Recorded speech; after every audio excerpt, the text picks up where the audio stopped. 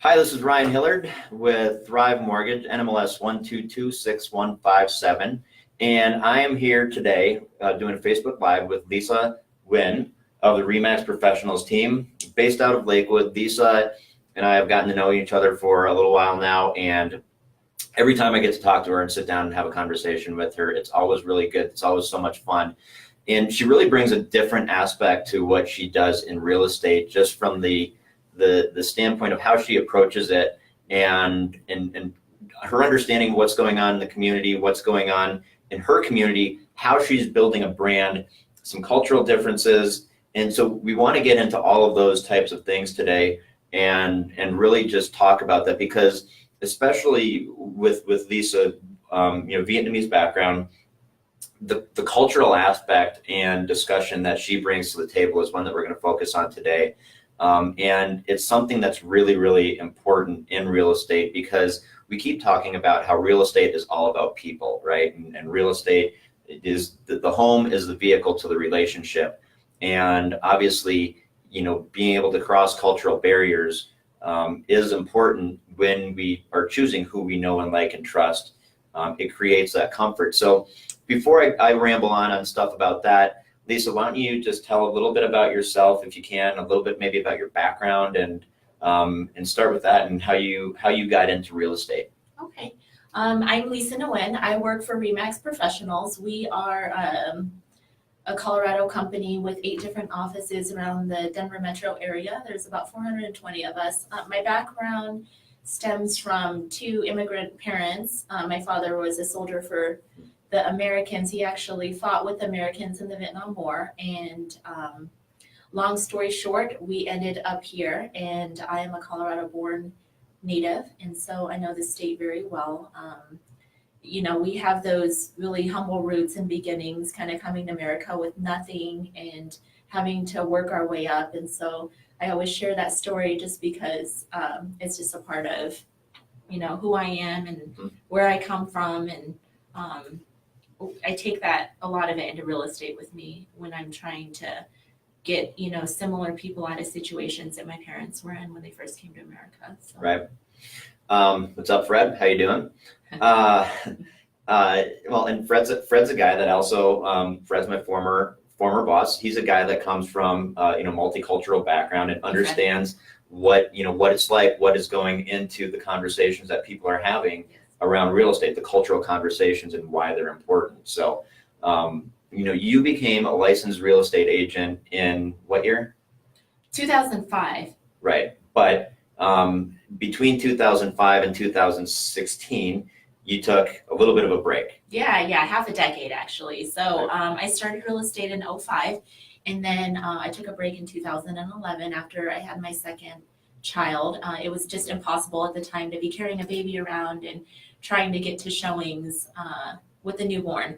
And so I took a 5-year break and went into corporate, and raised my second child. And as soon as she started up school again, then I joined RE/MAX Professionals in 2016. But I can say the market is completely different from 05, 08 to when I came back. And so it's been a good learning experience, having to relearn everything, because during that time it went from recession to where we're at now. So completely different market. And during that time you worked in retail, and in retail you worked for Victoria's Secret. Yes. And you worked for Michael Kors. Yes. Right. And what did you do there?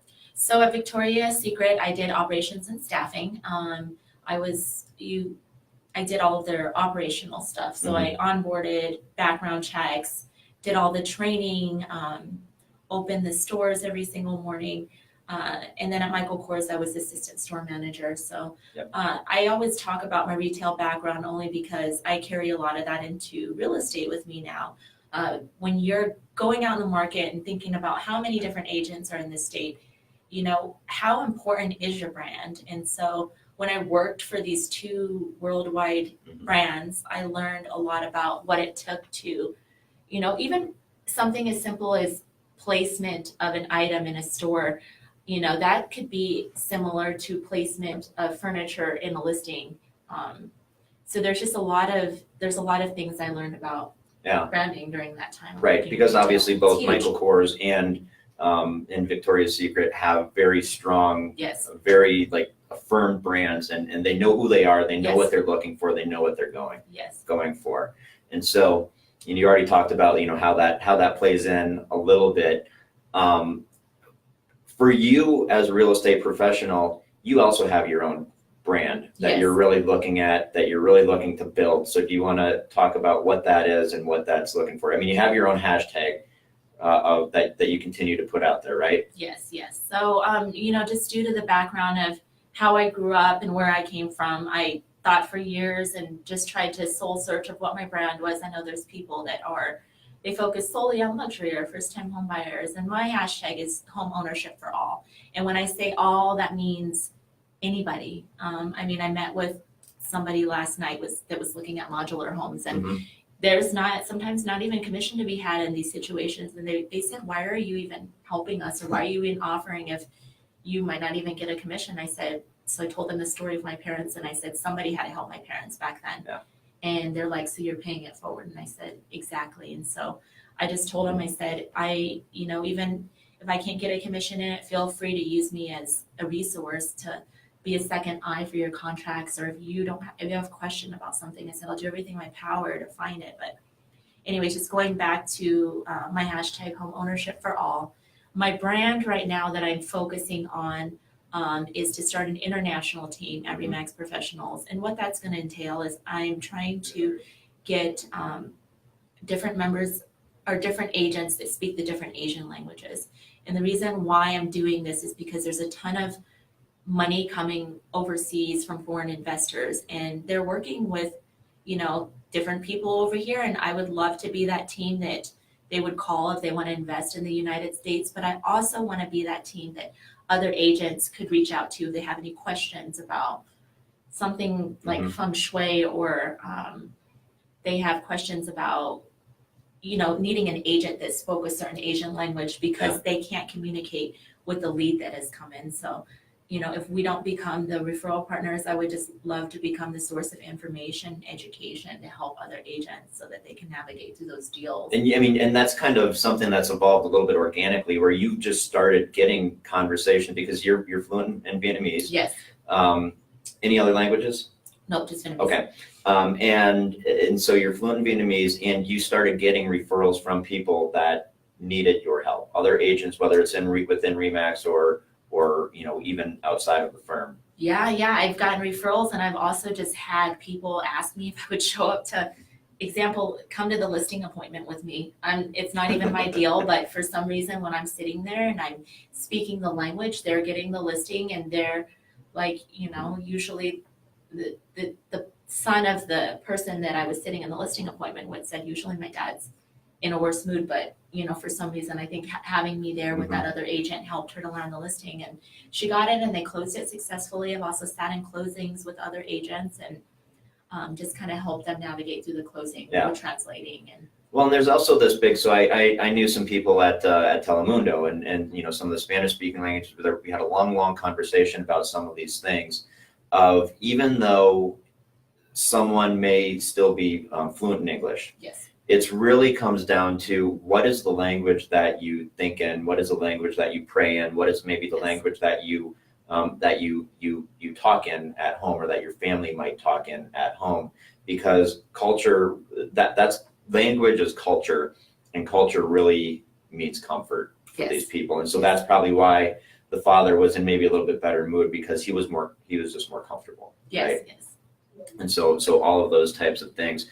What are other aspects of, of some of the things that you had mentioned briefly, like feng shui? What are other cultural things that someone might be looking for in a home that maybe someone else doesn't? And if we want to go down the feng shui path, which we talked about a little bit off camera, I admittedly don't know a whole lot about it.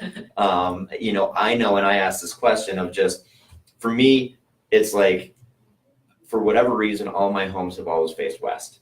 And I know that that's just comfortable for me. I don't know why. There's nothing I can do to explain it, but that's just the way it is. So, and you said, well, that's not really feng shui. That's just a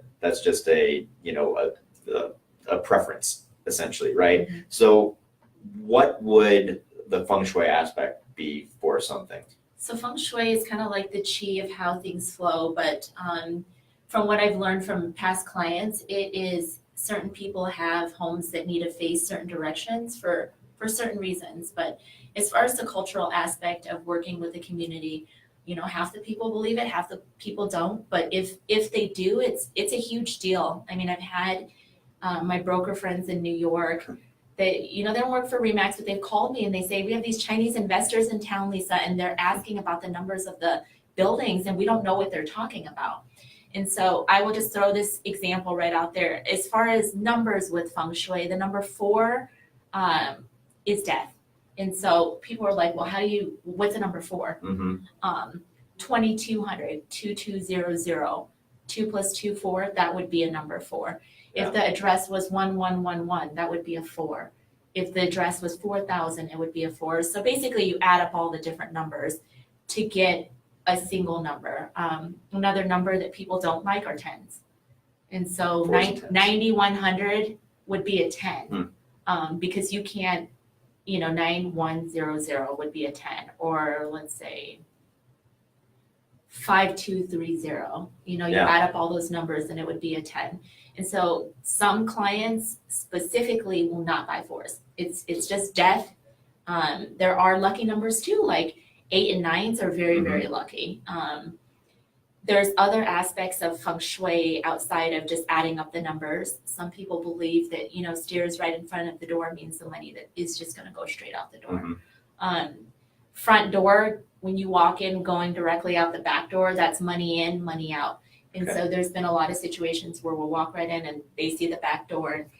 There are ways to counter it, like to put up a cabinet or something, or be able to fix that. But the clients that are adamant about having good feng shui in their homes, it's very real.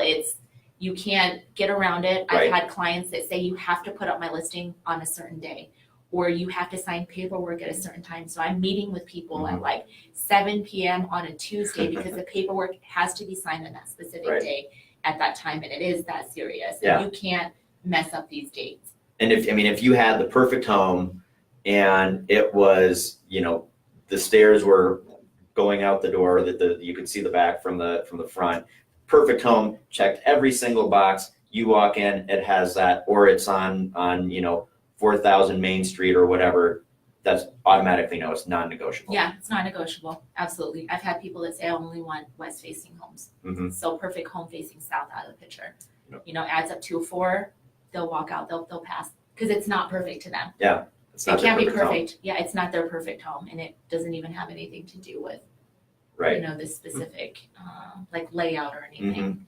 So it's just like you said, it's cultural. It's just a way of life, and it's very, very real to the clients that I work with. Well, and we were talking previously too, and you were sharing a story with me about a closing gift and this was, I don't think this was in real estate, was it? It was in real estate. Oh, it was in real estate. Okay.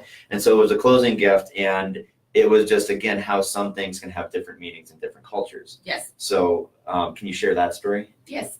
So I sat in a closing for some agents in my office, and they had a listing with some Vietnamese folks. They spoke English, but they were just like, we would feel more comfortable having you there. So it's probably a good thing that I did come. But showed up, was translating, and these people happened to be restaurant owners. So at the end, they gifted them with a knife. And in our culture, you just don't gift people with knives. And I share this story because it's just a very clear example of somebody having very good intentions and then, being offensive. So I said, as soon as I saw the knife, I was praying in my head that they wouldn't notice. And the first thing that came out of their mouths was, you never gift an Asian person a knife. That means you're a very bad person.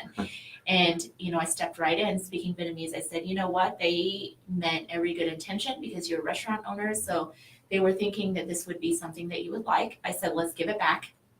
I'm saying this all in Vietnamese, give it back. They'll gift you with something else. Like at that point, like it was like they didn't want it. Yeah. And I said, give it back. And, I was trying to, the agents were like, what's going on? I was like, just gift them something else. They were like, yeah, we'll get you something else. And that's how we handled it. They gave it back. That's it. So, they gave it back. And the agents, I said, just find them a different gift to give them with. Right. And we all walked out of the closing and they were like, wow, that was Yeah. You know, I was a little bit embarrassed, but they had good intentions. They just didn't Right. know. Another clear example of how not knowing could affect your business. But Mhm. again, I want to form this team and I want to be the education for the rest of the community and I want to be the education for other agents, so that these same mistakes aren't made and their business could thrive. And by the time they get to the next closing, I mean, I just ran into that agent recently and he's like, never gifted another Asian person a knife since then. I was like, that's great. Right. Well, I mean, and that's, I guess, part of that, again, that just cultural discussion, obviously, Yeah. that we were having. It's part of that discussion. And so you talked about, wanting to have like the kind of the Asian platform is what we've been calling it, of, are there specific countries that you're kind of really aiming for to grow your team on, or is it just, a few different languages that you're looking at, or how are you approaching that type of a platform? So it'll be LL International Group at RE/MAX Professionals. So I'll start the first international team for RE/MAX Professionals.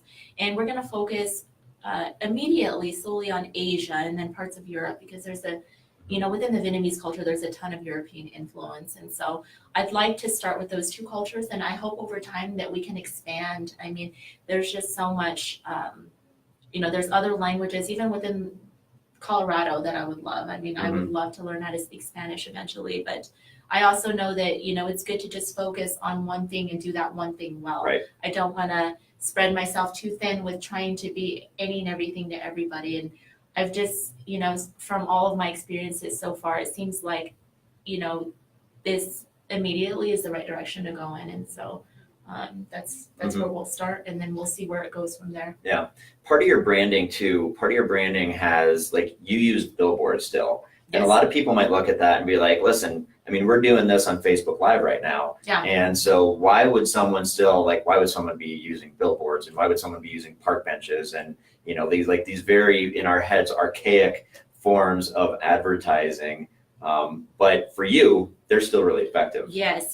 So I have had so many people, and I've been in just meetings where I've had motivational speakers sit there and laugh. They're like, billboard, ha ha ha. My billboard's on Federal, and it's strategically on Federal because that is where all the Vietnamese restaurants are lined up. So if you're going to grab a bowl of pho, I'd say there's a big chance that it's on Federal.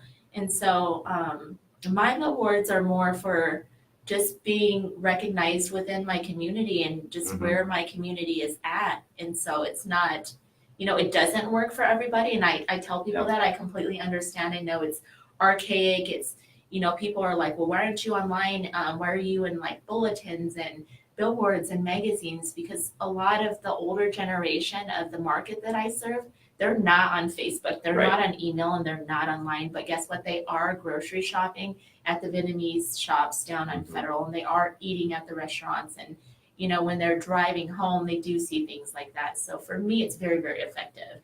And so I don't really listen to other people when they tell me how I need to market or, the things I need to do. I completely take it into consideration, and then I have to do it with my own brand and my own vision in mind. Well, and that's where, again, going back to your background of why it's just so important to be so clear on what your brand is. Yes. And I mean, I know from our conversations that you're crystal clear on what your brand is, what you want it to be, and where it's going, and how you're gonna get it there as well. Yes. And that also goes back to the conversation that we just had a little bit earlier of, like, they keep seeing you, familiarity. So whether someone keeps seeing you, you're hitting your target audience. Yes. Right.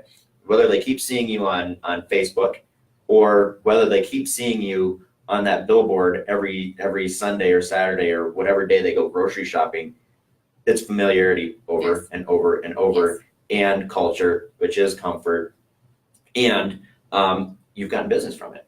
I have. So it's effective. It just, it's when you're clear on your vision of what you want and know where your people are that you're targeting, like, anything's on the table, and that's essentially what that is. Yeah. So going forward, you shared a story with me about how you were able to have a conversation with, and I forget the gentleman's name, the president of RE/MAX. Yes. Right. And so how has that kind of helped push the trajectory of your career along? Remax has been incredibly supportive. I've spoken in Vegas about the changing demographics at the national convention.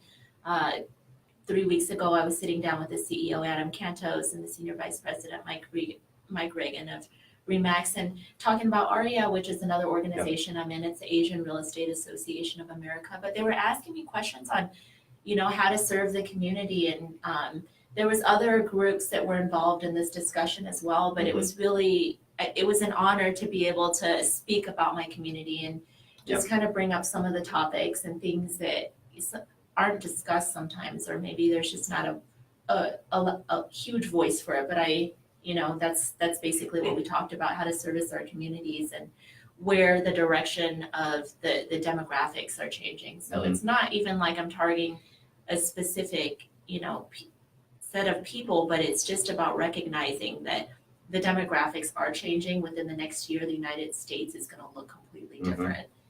Yeah, I mean, and like white guys like me are majority minority, right? And so that's just, and so how you approach real estate is going to, of course, tie into all of that, and it is really important. And they were really open and receptive to it, and invited you to what was the program that you recorded with them, or the magazine? Oh yeah, I was. They did a story about me in Above magazine, which is a national Remax publication, but the actual cover said "Dream it, do it," which is perfect. Yeah, I had this dream in my head, and I'm not the best, like highest producing agent. I'm not,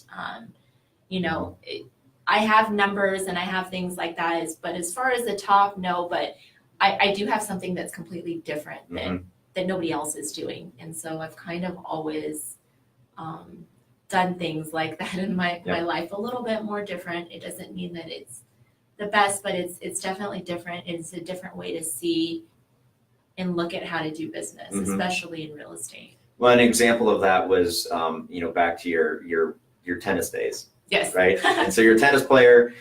You've grown up playing tennis, and talk about that a little bit if you can. So when I was in high school, I went to Denver Public Schools. Go DPS.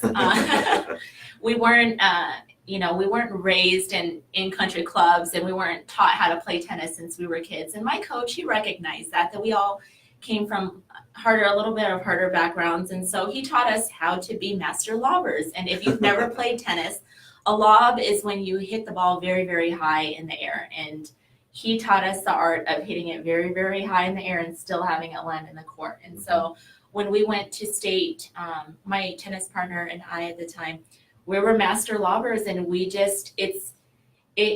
as far as etiquette wise, I'm told that I'm a very annoying tennis player. People do not like playing against me. People do not like the way that I play. But if you think about it, I didn't cheat. We got to center court for 4th place, and at the time, and what was that, 98? Nobody in all of Denver Public Schools had even placed in 9 years. And so they give us center court, and I'm like, this is perfect for our lobbing. And my tennis partner and I start hitting the ball even higher because we have a bigger court to play on. And, we ended up winning that match. And when I look back on my life, I'm like, hey, I didn't cheat. I played by the rules. I did things completely different from how people see it. Everybody watching the match was like shaking their head, but what are they going to say? Right. Is a lob not, the same type of hit as something, a ground stroke? Did I cheat? No. Right. I just did something completely unconventional and different, but I still, we won the match. And so we got the first medal, even though it was just 4th place, but still for all of Denver Public Schools in 9 years. And I don't even know if since then anybody from DPS has placed. I'd have to check the stats again, but I take that into my business too. Everything I'm doing is completely unconventional. I know a lot of times agents don't understand, or it doesn't make sense how I do it, but I tell them, you also don't work for the market that I work for. Right. And I get that question all the time. Well, why do you do it like this? I'm like, because this is the market I serve. And, I come from a country that barters. They naturally barter in Vietnam, and they barter in Asia. And so when you come to America, you're going to have the same mentality. And so I just work with a completely different market. Yeah. Well, and I think you told me that story previously, and it's one that stayed with me. And I just think it's a perfect metaphor for how you do business, because even on a conversation that we were having before of just how you were thinking creatively about how to get, how to get a property marketed correctly, how to get it sold quickly, doing the right things that somebody else is just like, well, I've put it in the MLS. I put out signs for my open house and nobody's coming. I guess that's it. I've done everything I can, but that's definitely not the way that you think. That's definitely not the, how you're growing your brand and going about business. So it's one that stayed with me, and I think it's a good story. It's a funny story too, but it's a good one. It's a good metaphor for your business. I guess going forward, you have some big things on the horizon that we know. We don't want to jinx anything. I don't know if that'd be bad feng shui, but Yes. but there's some big things that are out there on the horizon of what's coming next. Can you allude to those without giving anything away? Yeah. So I'm in the works of talking to potentially be on national television for real estate. So who knows if I'll be able to take a lot of these ideas and the visions that I have forward, but on a different type of platform. So going from billboards and magazines to national television. And so I don't want to say too much about that, but that, I'm having meetings and that's in the works, and it is pretty for sure thing. And so just keep your eyes open, and you'll be seeing more of this brand and my brand. And look for billboards too. But real quickly, and we'll start to wrap up, but I know that you had just mentioned that you are a member of ARIA. ARIA has an event coming up next Wednesday. Is it next Wednesday? It's a summer social. It's on August 22nd from 6 to 9 p.m. We've booked the whole entire poolside terrace of the Four Seasons downtown, and it's going to be an amazing networking event.